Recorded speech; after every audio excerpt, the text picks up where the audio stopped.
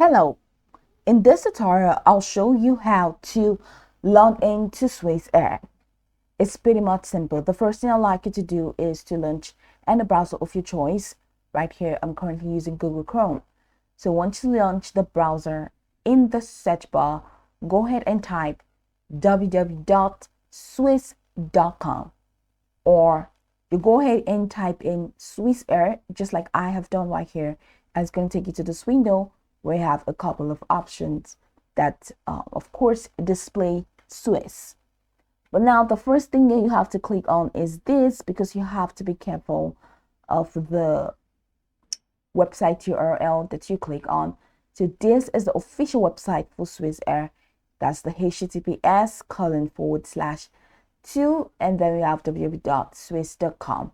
Now go ahead and click on that, because that's the official email address for Swiss Air, and that's going to take you right into this page.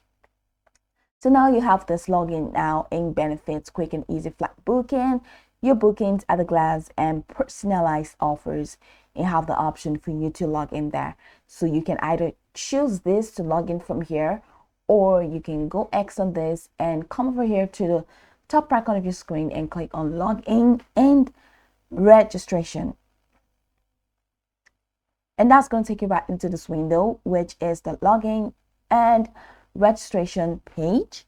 So over here in this communication box, you're going to have to type in your travel ID or email address, or you can type in your service card number.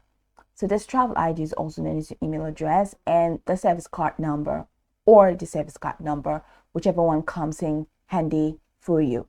So after typing it in and showing that it is correct, go ahead and click on next.